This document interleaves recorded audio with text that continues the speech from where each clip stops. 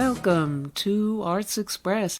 This is Prairie Miller, and on the show, this week's News from Strange Places. Live from your street, it's your neighborhood news. It's not gossip if we call it news. Good evening, I'm Charles Kinney. And I'm Constance Walker. And here are tonight's biggest stories from our incredibly small neighborhood. Earlier today, an unknown car was seen turning around in someone's driveway. This poorly filmed footage captured by the homeowner shows the exact moment the mysterious car fled the property. A lone voice of reason suggested the person was simply lost, but everyone else agrees the motorist was definitely looking for a house to break into, and we should all continue to assume the absolute worst. In other news, the search for a local resident's cat continues. If you have any information regarding the whereabouts of Mr. Pickles, please contact the Glass family immediately, preferably before 9 p.m. if it's a school night. On the edge of town, construction crews are currently clearing out land for what sources say will be a new Olive Garden, or a Red Lobster, or maybe even an Outback Steakhouse. Who are those sources, Charles? Some guy on Facebook. Sounds reliable. It's time for a traffic update with our very own Larry Rush. How's it looking out there, Larry? It's still business as usual out here, Constance. We have no major delays on the road or highway, but some of y'all driving way too fast. Kids live here, and there's still some confusion regarding the median crossover at the entrance point to the neighborhood. Apparently, we have no clue how that works. Any idea when those conditions will improve, Larry? Until they put a traffic light there? Never. All right, thank you, Larry. And now for a special investigative report, we join Randall Rhodes live in the field. What do you have for us, Randall? I'm standing outside my residence at 8602 Mill Springs Lane, where all of the lights just went off. I tried flipping the switch multiple times, but nothing happened. Did all the lights blow at once, or is the power out? Only time will reveal the cause. Hey, Randy, your lights go out? Yeah, yours? Yeah. New information suggests the power is out in the neighborhood. Now I'm going to forget about that in about 5 seconds when I walk back inside my dark house and try to turn the lights on like an idiot. Charles. Riveting stuff. In related news, paperwork obtained from my own mailbox shows that my power bill was 5 times more than the usual. Hold that unsolicited rant, Constance. I believe we have some breaking news for an update on the construction we told you about earlier. And what should come as a surprise to absolutely no one, the new building on the edge of town will be a new Dollar General. That's just what this town needed, reported no one. That's it for tonight's broadcast. For Constance Walker, I'm Charles Kinney. Good night, y'all. They're never gonna find that cat. Breaking news. And if you know anything about the whereabouts of Mr. Pickles, And thank you, It's a Southern Thing channel, and it's not gossip if we call it news. And coming up next on Arts Express, there just aren't many movies like this, if any. It is said much too often than it should be that filmmakers of conscience step in where the nightly news and corporate media fear to tread. Such could not be more true and essential than the theatrical release of Kevin MacDonald's The Mauritanian, a horror movie in every sense of the word, except that it happens to be a true story. The Mauritanian traces the grueling decades-long struggle without trial, like so many others at Guantanamo, of Mahamadou Shahi's legal battle to win back his freedom from incarceration and torture at Guantanamo. French-Algerian actor Taha Rahim delivers a phenomenal performance as Shahi, along with Jodie Foster as real-life ACLU lawyer Nancy Hollander, who stood by him all the way, no matter how discouraging. And Kevin MacDonald, whose diverse award-winning filmmaking has included the music documentaries Whitney and Being Mick, along with the dramatic feature The King of Scotland, phones in from London to talk about The Mauritanian. First, some scenes from the film, then Kevin MacDonald. I've never been part of a conspiracy, but I'm starting to think this is what it must feel like to be on the outside of one. If you stray outside the designated areas, you will be removed from the island. It's recommended you wear a hijab when visiting your client. We've had incidents of inmates spitting at female lawyers. You want to represent the head recruiter for 9/11. Mohamedou Ould Slahi, the Mauritanian held in Guantanamo.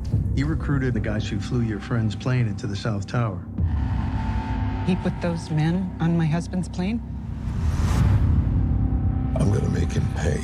In the event the detainee lunges for you, push back away from the table. We'll get in there as quick as we can.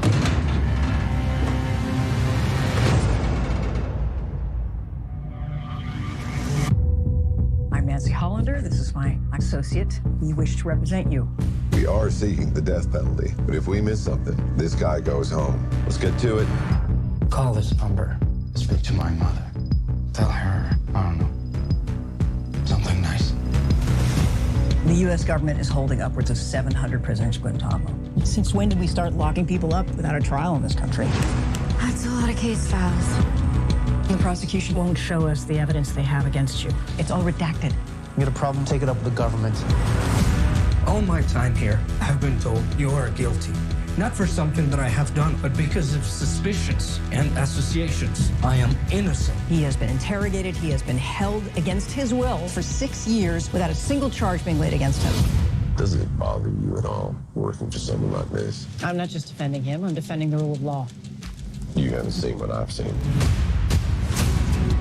Where I'm from, in Mauritania, we know not to trust the police. But never did I believe that the United States of America would use fear and terror to control me. A couple of sleepless nights, that's all. I've never been part of a conspiracy, but I'm starting to think this is what it must feel like to be on the outside of it. You're overthinking this. Either wear the jersey or get off the field. You need to tell me what happened to you. I can't defend you. Do you understand that? You asked me to set fire to this place, but I'm still sitting. Maybe he's guilty. Maybe he is. We're doing our job. I'm not welcome home. That's not a part of my job. If I'm wrong, when it comes to my reckoning, I'm the one that'll have to answer for it. What makes you think you're any better than the rest of us? I don't think I'm better than anybody else. That is the point. For 8 years, I have been dreaming of being in a courtroom. Now that I'm here, I'm scared to death. You know, I think I figured out why they built Guantanamo down there.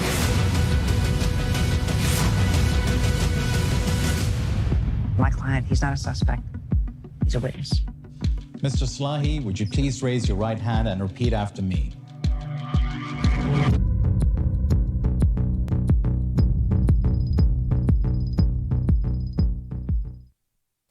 Hi. Hello and welcome. Very nice to be here with you. And where are you calling from? I am in London, England, where it's pouring with rain. Okay. What led you to want to make a film about Mohamedou Slahi and about Guantanamo? Well, really what I wanted to do was to make a film about this extraordinary man, about Mohamedou Slahi. I spoke to him on Skype about 3.5 years ago. He'd only just got out of Guantanamo at that period, and I expected that I would be speaking to an angry, resentful guy. Instead, I got a warm, very funny, and incredibly forgiving person. And I was so struck by him. He felt to me like one of the most remarkable people I've ever met in my life. He's like a sort of Nelson Mandela figure. And I thought, I have to make a film about this man. This is a side to the war on terror that we've never seen. We've never seen it from a Muslim perspective. We've never seen it from the perspective of a man who's been innocently imprisoned. And, that was the origins of it all. And what were the challenges for you of making this film in terms of roadblocks put in your way or any personal threats to you? Well, the challenges really were how to tell such a complex story, which is a legal story and a story of, evidence that may or may not exist against this man. So there's a lot of facts, a lot of exposition, and it takes place over a number of years. He was in prison for 14.5 years in Guantanamo. So to try and find a way that, narrative films require simplicity, and to find a way to make this story simple enough that it would work as a film and also emotional in the way that we want it to be, I think that was the real challenge. But I never had any roadblocks from officials because this is controversial material or whatever, because Mahamadou had written his book a number of years ago, and also all the evidence about what the US government got up to with him and with other prisoners in Guantanamo was also released in various court orders. So there's nothing that's being hidden, as it were. And any attacks against you after the film was released? Well, surprisingly, very, very few, because I think this is not a political film. Which may sound like a strange thing to say because it's about Guantanamo, but it's really a human film. It's about this beautiful man and how his spirit remains unbroken through the horrors that he experiences. And I think, again, people will find it uplifting at the end. It's a very warm and uplifting and inspiring ending to the movie. So no, I don't think we haven't been attacked that much. Obviously, there's predictably a few people from the military, etc., who've attacked the film. But actually, I don't feel like those attacks have been in any way justified, because one of the main characters in this, one of the heroic people in it, is a military lawyer, Stuart Couch, played by Benedict Cumberbatch, and he is, portrayed in a very, very positive light. And what was it that inspired Jodie Foster to want her to portray Hollander in the movie? Well, Jodie doesn't act much anymore. And as she said to me, I'm just really picky about what I do because I don't want to do anything that's repeating what I've done before. And so she saw something in this character, in Nancy Hollander, that was fresh to her, that was different. Part of that, I think, was just that she'd never played a real person before. She's also, I think, never done a film which is about a controversial subject. But she saw in Nancy, there's something about the doggedness of this character, the way that she doesn't involve her kind of emotions and her personal life in her job. And in fact, Jodie was always very encouraging to me to, take out the personal stuff, make this about me as a lawyer, and people will know, because of my performance, they'll know who I am as a person. And I thought that was a really interesting and wise piece of advice, actually, and I followed through on it. And what is it about Jodie Foster that you saw her as the right person to play famed civil rights attorney Nancy Hollander? Well, she's obviously just a brilliant actress, and she's a brilliant movie actress. Everything that goes on with Jodie is happening in her face and close-up. And she makes you believe and understand a person in this, within a few seconds of meeting them.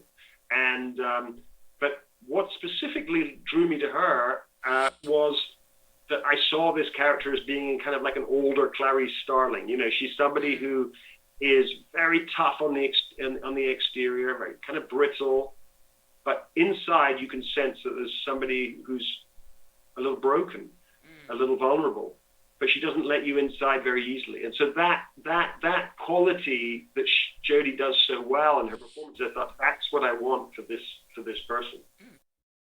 Did your thinking and perspective about these prisoners and about Guantanamo change in any way in the course of making this film?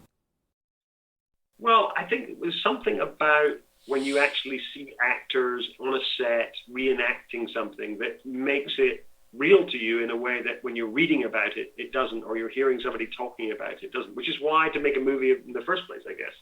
And so I remember one day on the set, we were reenacting something. I think it was just him being chained up, with the chains all around his legs and his arms, and being led by all these soldiers down a corridor. And it suddenly became so real to me, and I saw blood on his ankles, because Tahar Rahim, the actor who plays Mahamadou, insisted on wearing real shackles. And those real shackles, within seconds of wearing them, they're making you bleed. They're wearing away at your skin, and it suddenly all became very, very, very real to me. And you can't help but then sympathize, empathize, and that's what movies are for. Movies are the ultimate empathy machines. And I want an audience to empathize with someone who they might think, I could never like that man. I could never like a Muslim man accused of terrorism. And what is going on with Slahi's situation and his life right now? And has the film affected him and his situation since its release? Well, Mohamedou is in Mauritania, where he's from. He would like to be able to travel. He'd like to be able to, publicize the movie, publicize his books that he's written, do talks and this kind of thing. But he is on a lot of no-fly lists. I mean, obviously COVID has not helped, but he's on a lot of no-fly lists. And the American government is still, or maybe it's not the American government, if individuals within the American establishment, maybe put it like that, are making sure that his life is very difficult and causing problems with him and his wife. He's recently married an American lawyer who he got to know a few years ago, and they have a child together. And the lawyer, she lives in Berlin because she doesn't want to live in Mauritania, and it's a very tough desert country. And but Mohamedou is not allowed to go to Germany. So, his life is still curtailed. He's still a prisoner in some ways. He's still being punished for something that he didn't do. So the injustice continues. What have been the reactions so far of Slahi and Hollander to seeing your film and the portrayals in the film? Both Nancy Hollander and Mohamedou loved the film, and they worked very, very hard to get it made and to help publicize it.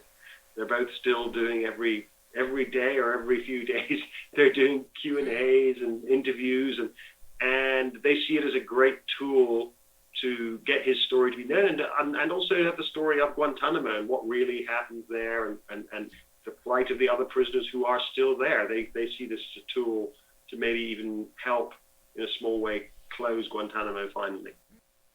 Now, did making the Mauritanian affect you or change you in any way as a person and a filmmaker?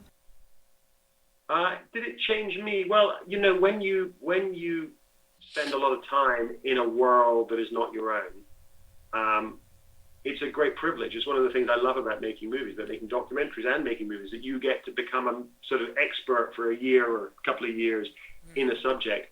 And usually you're left, it does change you in some small way. But in this case, it really has shifted my thinking in terms of Islam, in terms of understanding more about what drove America to do the things that it did back then, and how easy it is to see that situation replicating itself elsewhere in the world. So I think, it's movies help you understand the world and understand people and empathize with people, and that's been the result for me, certainly, of this movie. What are your hopes for Guantanamo and the people being held there? Well, as you know, there's over 40 people still there. They are divided into two categories. There's one half of people who are, probably never going to be released from prison, even if they haven't had a trial. And there's another category of prisoner who are like Mohamedou. There's probably about 20 of them who are almost certainly innocent and who have got there under false circumstances. And those people should be released immediately. They should have been released a long time ago, but because of, I guess, embarrassment on the part of the DoD, and political difficulties, for instance, that Obama felt he couldn't, for political reasons, release the prisoners. But those people are still there, and they should be released. And is there anything you're working on next or would like to be working on? No, not at the moment. I'm taking a little break. I've been very busy doing this film, and I've done a couple of little documentaries here in the UK, and I'm having a little break, which is a nice thing. Now, what would you hope your film conveys to audiences, Americans on the one hand, and also audiences outside this country? Well, I hope that the movie entertains people first and foremost, because I think, one thing we haven't mentioned is that it is intended to be a piece of entertainment, obviously with some serious themes in it. But it's a legal thriller. It's got great performances. It's got twists and turns. And I think at the end, it's very emotional and very inspiring. So I hope that's what audiences take out of it. And I think around the world, it's interesting. The movie's played a lot in the Middle East, and of course for them, it's been it's a even more emotional experience to see this movie. Partly because there just aren't many movies like this, if any movies, mainstream films coming from the English-speaking world, which have sympathetic Muslim characters at the center of them. And so I think a lot of people have been in the Muslim world and in the Arabic world have been really, really excited by the movie and by its existence. And you've made both documentaries and dramas, so why a drama with the Mauritanian? Because I think that with a documentary, you're always just with somebody who's talking or reliving their past. You're not in it, you're not experiencing it. And to me, this felt like it's a story which needs to be experienced. So that's what movies can do. They can put you into a world, make you sympathize with characters, make you feel for them, and that is not so easy to do in a documentary. Okay, thank you so much, Kevin MacDonald, for calling into our show.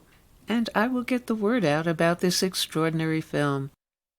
Thank you very much. Nice to talk to you. And The Mauritanian is out now in release and on DVD. Buenos días, Pedro. ¿Quieres que te corte el pelo? Aquí en la frontera de los Estados Unidos.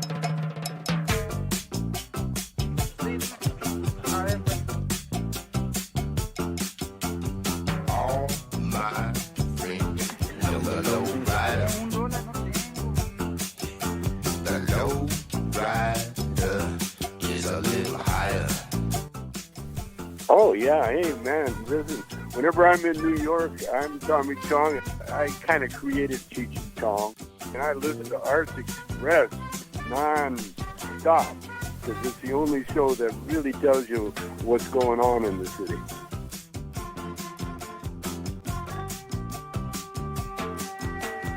Low rider drives a little slower. Low rider is a real goer.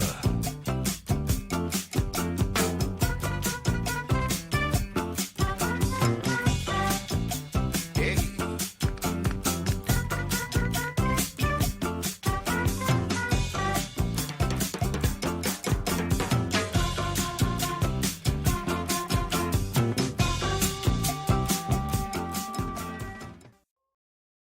And now on Arts Express.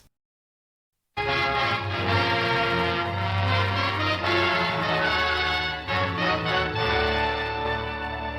been a lot of places, haven't you? One too many. Which did you like the best? This one right here. Bet you said that to all the places. Please tell me, Jeff. Well, our friend Markham lived in New York. He worked with a sort of stupid, oily gent by the name of Jack Fisher. We called ourselves detectives. Find her, Jeff. Bring her back. What happens to her? I won't touch her. Okay. Oh, by the way, you mind telling me her name? Kathy Moffat. Thanks. And then I saw her coming out of the sun. And I knew why Whit didn't care about that 40 grand. Cuban, I could have run away last night. I'd find you. Yes, I believe you would. You glad you did? I don't know. I didn't know what I was doing. I didn't know anything except how much I hated. But I didn't take anything. I didn't, Jim. Won't you believe it? Baby, I don't care. Beat it. Look at all the angles. You know Whit and you know how far he can reach. So just pay me off and I'm quiet. But use cash. Don't try to pay me off with pitch handed to you with this cheap piece of baggage.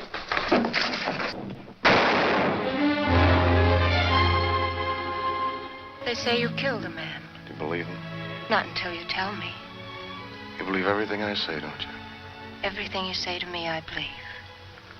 You know, a dame with a rod is like a guy with a knitting needle. What's he doing here?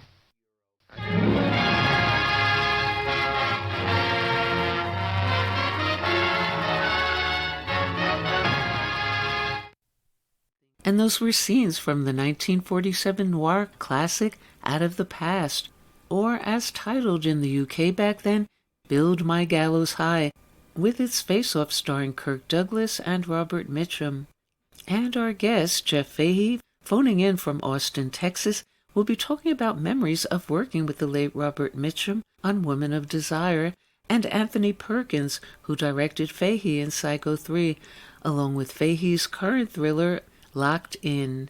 Here's Jeff Fahey. Hi, Prairie. Hello, and welcome. I hear you just flew in from the Caribbean. Are you making a film down there? Yeah, I did a couple films down in Nevis, which is in the St. Kitts Nevis Federation. So I was down there, just finished 2 films back-to-back. So I was down in the islands for 13 weeks. I mean, what a blessing to be down there, yeah. And what are the films? One is called 1 Year Off, and the other has a working title, which I'll have my manager get to you on that. I'm in Austin. I love Austin. I do a lot of work down here, with Robert Rodriguez and Elizabeth Avion. Ah. What was it about Locked In that got you on board? Well, I'll tell you. First of all, it was the writer-director, Carlos Guterres, who I had a conversation with, and he talked to me about the story, and then sent me the script, and I had to read. And what I loved about it was that it was this thriller that takes place in a self-contained environment, all within a storage facility. And without giving anything away, it's an action thriller, diamond heist gone wrong, and Mina Savari and her daughter, played by Jasper Polish, 2 wonderful actresses. They are in the facility, and myself with great actor Manny Perez and Bruno Bashir and Costas Mandalar. I'm looking for my diamonds, and they're looking to stay alive. That's what this story is. But it was the way Carlos pitched it to me, that he wanted to shoot it kind of like a genre 1970s character-driven piece, fast-paced and self-contained. That really got me aboard. And how would you say it's different for you battling women, as in this film, as opposed to just the usual male-against-male combat? Well, they always win. No, honestly, it was... Actually, I didn't necessarily look at it that way. For me, it was another situation where you had good guy, bad guy survival, or good person, bad person survival. But I do like the idea that it is a mother, it's a single mother and a daughter striving and struggling to stay afloat, who end up becoming the heroes of the story. And I say that because any good thriller, when it's put together, and I don't want to give it away, but as we know, when the good guys hopefully make it in the end, and it was great to see that strength driven by the intelligence and survival instincts of a mother and her daughter. And where do you go inside yourself to play mean and scary people? I flip it. I flip it around and have fun with it, with the imagination, and try to stay away from the reality, but just let the imagination sort of fly within the story. In other words, I always try to, and it's not necessarily within this character in Locked In, but if there's opportunity, I try to put a tiny little bit of humor in the antagonist and the bad guy, if you will.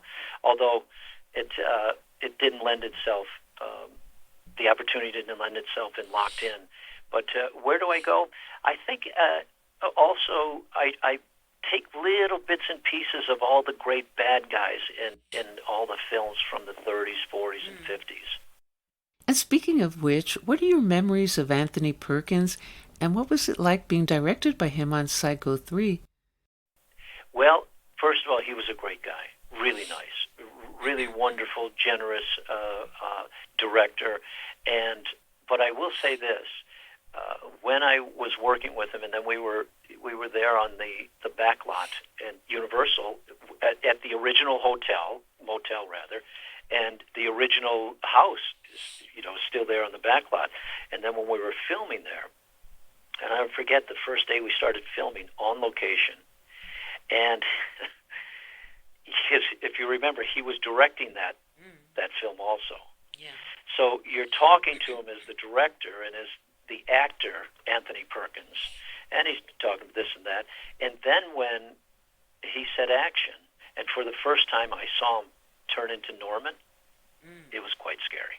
I mean, it was amazing that he actually, because he hadn't done it in front of me yet. We were just, we were talking about the script, and when we were in the preparation period, we didn't actually rehearse as actors. He had the actors sit around and read the lines, but you never saw the Norman Bates.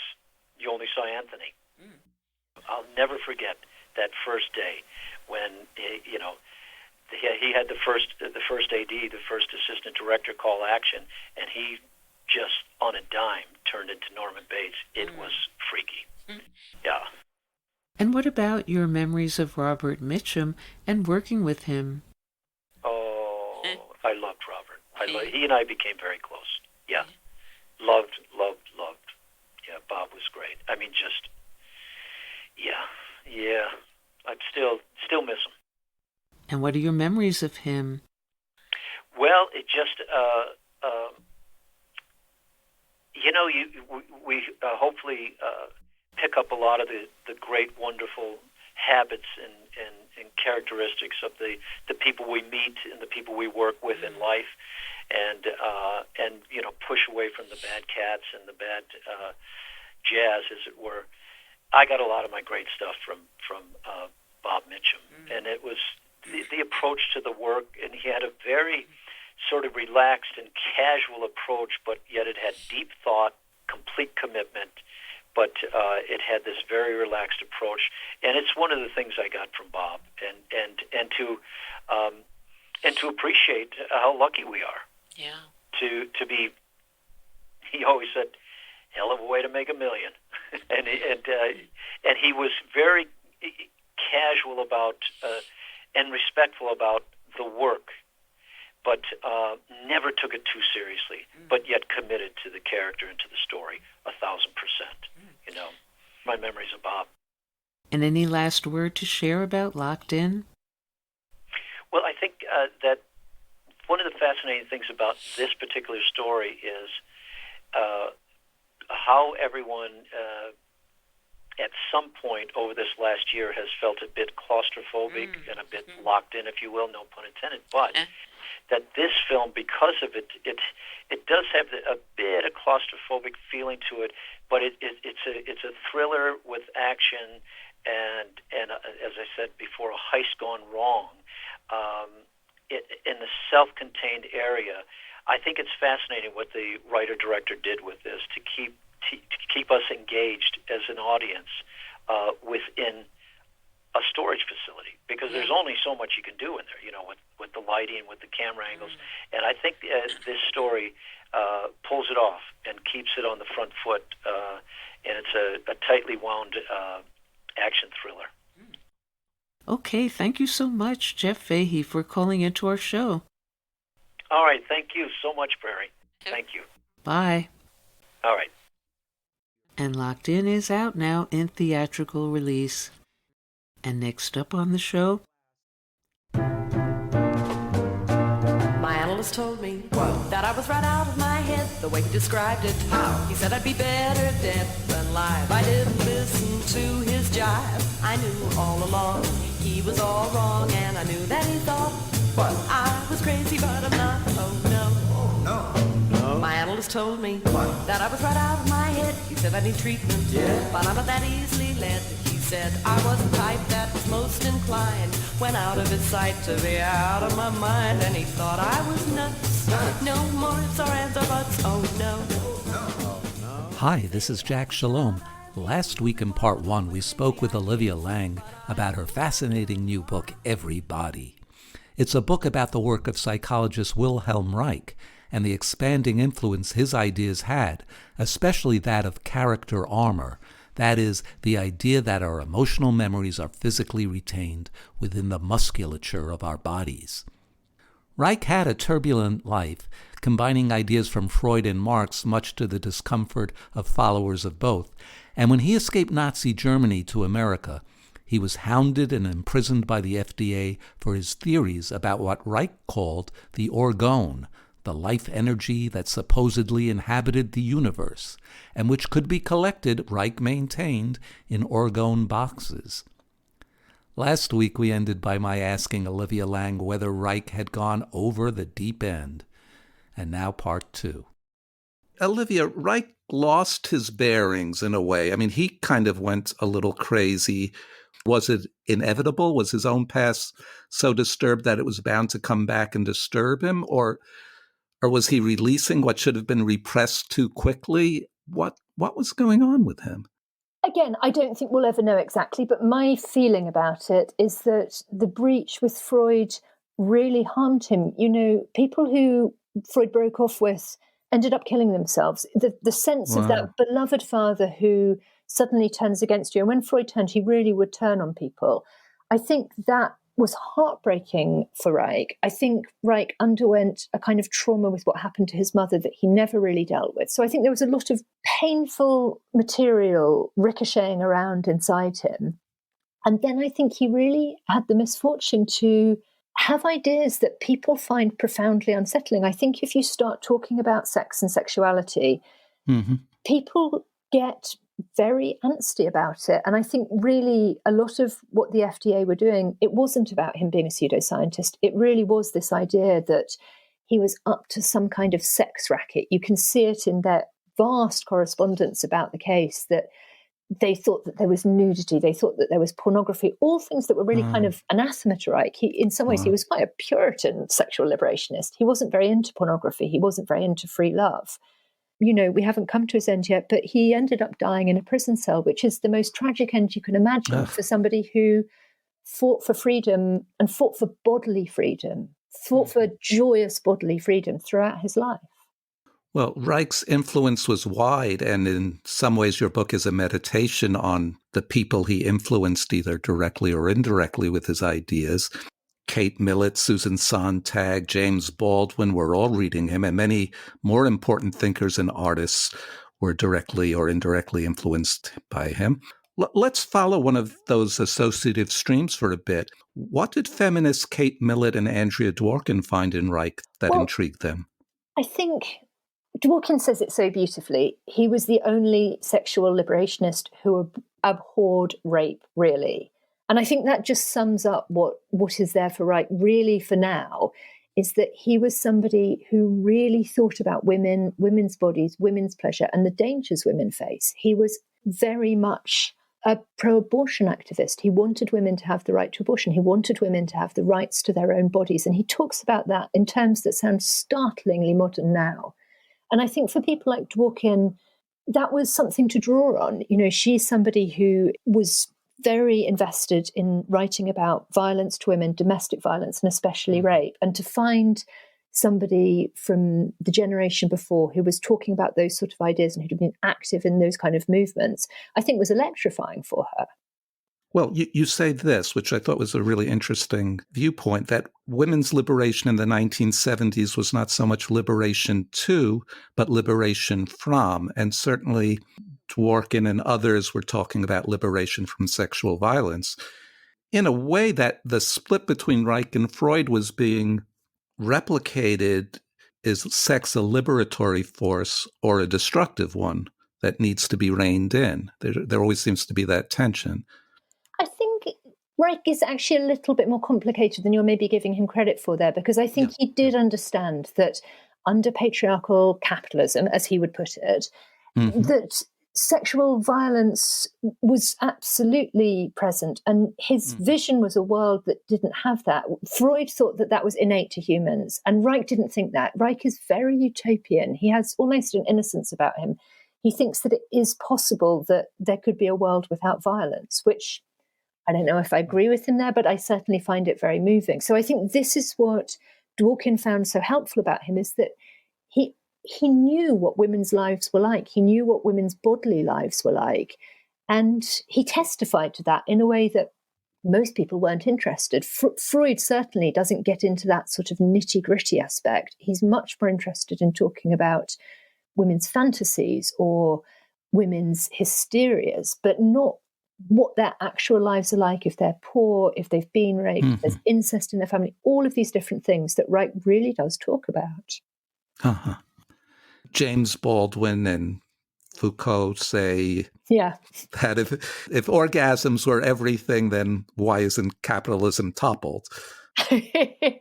Absolutely. But I think, the orgasms are everything argument isn't really Reich's argument. That's the way that he's been remembered. And that's the way that... misconstrued. Yeah, and his followers, after his death, I think he had the misfortune in a way to be taken up by people like Norman Mailer, who were really like, the orgasm is the only thing. And I think Reich's, actually, when you go back and look at him again, his writing is a bit more subtle than that.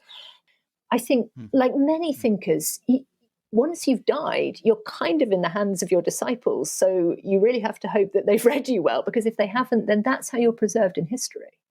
Well, Reich was preserved in many body therapies that followed, right? I think Alexander Lowen with the bioenergetics and Rolf with the Rolfing. And there's no shortage of people that followed Reich or built on Reich's ideas. They're fascinating ideas. But Reich, as you said, tragically, he dies in prison, which is sort of the ultimate denial of the body. And the political world can put bodies into prisons, but bodies can also reshape the world. And you spent a good part of your youth putting your body on the line. What was that like? It was really interesting. I was in my early 20s and I was, very concerned about climate change and about the despoilation of the natural world, I guess. And at the time, there was a huge amount of road building in Britain. So a lot of ancient woodlands were being affected by that. And there was a sort of mass movement of people moving into trees, living in trees in the path of road projects, setting up camps and trying to prevent them from being cut down. And I got involved in that, and it was an incredible experience. It was in a lot of ways a very liberating experience, but it was also incredibly grueling to be at the sharp end of that sort of activism. And I experienced, as many environmental activists, many activists of different stripes do, real burnout at the end of that period, and went through a period of intense depression. And, I look back and think it's a tragedy that, again, these issues are still so live, that nothing has changed about climate change. And that was over 25 years ago. Was it scary? Yeah, it was scary, but it was also exhilarating. It was extraordinary to get to live that close to nature. It was amazing to climb up into a tree and go to sleep at night. It felt like almost a fairy tale life in some ways, but then again, very frightening. And the kind of policing at that time was very adversarial and aggressive. So, yeah, it was a difficult period. Something that really strikes me, you talked before about the English laws that in May 1988, there were laws barring the government from promoting the acceptability of homosexuality in state schools. And now, only 25 years later, and that's the blink of an eye historically, something that I thought I would never see in my lifetime was the legalization of gay marriage. How did it happen so quickly? How did attitudes towards the body change so quickly? Well, two things, I think. Their bodies on the streets and the AIDS crisis, because I think the AIDS crisis made a huge amount of people realize that actually they did know gay people. Those gay people had been closeted, and it made people realize that gay people were everywhere. They knew them. They were their relatives. They were their neighbors. And I think that began to change things. But, things improve, and that's wonderful. But at the same time, laws are constantly being rolled back. The treatment of trans kids at the moment in America is extraordinarily violent and distressing. And also with what's happening around race in America and in England, the Black Lives Matter movement, it requires endless protest for anything to change about the treatment of people's bodies. You have a chapter on the great singer Nina Simone, surely a great artist, and you kind of make the case that an artist of Simone's caliber performs the Reichian function of opening up the body, of making it more aware, more accepting, more able to feel, both for the audience and the artist. I mean, you have a section where Nina Simone is explaining how she feels when she's really, at her peak, that she just feels that the energy is flowing through her body. Do you think that's true of other kinds of artists? It's so interesting to have this conversation at the end of the COVID lockdown period where none of us have been having those experiences of going to performance. And yeah, I think all kinds of performers do it. I think it can happen in theatre. I think it can happen in opera and ballet. What it requires is bodies in front of bodies. I think the performer's body does something. They go somewhere for the rest of us, somewhere transcendental, somewhere cathartic, somewhere that allows us the scope and the room to feel our deeper levels of feelings. And I don't know about you, but I feel such intense craving to go back into those sort of spaces. And I think when we are allowed back into those, sacred rooms, that it's going to be more cathartic than ever before. Yeah, just the hunger for another body, for bodies in general, is really, we feel the lack of it so much right now. Absolutely, absolutely. And I was thinking, too, about, you had mentioned that Nina Simone was very influenced and friendly with Lorraine Hansberry. And I was thinking about the last lines of a Lorraine Hansberry play, The Sign in Sidney Brustein's Window. It's not as well known as A Raisin in the Sun. But the last few lines, there's a husband who's saying to his wife, the main character is saying to his grieving wife, whose younger sister has died, he says something like, "Cry, cry, my darling, that's the first thing we must do, to feel again. And tomorrow will make something strong of this sorrow." And well, that's Reich in a nutshell, really. Isn't it? Yeah. Yeah, absolutely. I feel like his ideas were sort of running quite freely through that time, that you do pick up on really the deepest aspect, or the most moving aspect of his ideas in people like Baldwin, in people like Nina Simone. And that absolutely encapsulates it, that it's a sort of message about feeling what is truly there in the body, feeling the griefs, feeling the rage that are to do with not just our solo individual lives, but our communal lives, the communal experiences that we have because of the kind of bodies we live in. And that once that feeling is liquefied, once it's allowed to move freely, then we become powerful in our bodies, and then we can make a change to the world. No, this may sound kind of negative, but I've kind of observed that so many who have sought obsessively for bodily freedom have died sadly, often mentally ill or poor or abandoned. Is that a consequence of their refusal to believe that there can be no such thing as total bodily freedom? Is that a romantic fantasy from Rousseau that leads us in the wrong direction? I think often those people are not looking for absolute bodily freedom in a sort of Marquis de Sade way, as a communal bodily freedom. And I think what happens to them is despair. I think the struggle for liberation is intensely difficult, and the people who are at the forefront of it, and so many of the people in this book, Andrea Dworkin, Reich himself, Malcolm X, all kinds of figures, end up dying young, dying in sorrow, and the work is hard. And I think, that is very difficult to grapple with. And what I wanted to show with this book, if anything, was that work also exceeds us. It goes on beyond our lifespans. And I think giving way to despair is what destroys freedom movements. And I think if we remember that all we have to do is play our part in them, then we can continue with something like hope. If you allow me to free associate for a moment, as I was reading your book, I was thinking about how actors have long been powered by the desire to escape their bodies. The contortions of a Lon Chaney or a Robert De Niro or Paul Muni, and then the movements in the 60s with the Polish lab actors and Jerzy Grotowski and the Living Theaters experiments. I would love one day to trace Reich's influence on actors, because I think they've been sort of on the same trail for a long time also. It's so interesting you say that, because I think all the time when I'm trying to explain to people what character armor is, we all know what character armor is because it is how actors act for us. That is what they're doing when they're embodying a new character. They're taking on the character armor of that person, and that's how we pick up who that person is. So whether they're doing that instinctively or whether they do know about Reichian work, I think it's a way of making it very visible to us.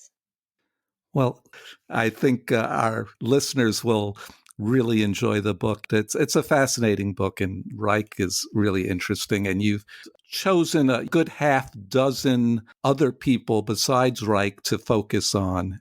It's a wonderful look at the idea that we are just bodies and part of the material world. Yeah, and we've got to do something with the time where we're here. We've got to do something with those bodies. Well, thank you, Olivia. It's been a pleasure. I've been talking with art and social critic Olivia Laing, author of the new book, Everybody, published by W.W. Norton, a book about freedom. Olivia Laing is also the author of 4 works of nonfiction, including Funny Weather and the novel Crudo. This is Jack Shalom for Arts Express with host Prairie Miller.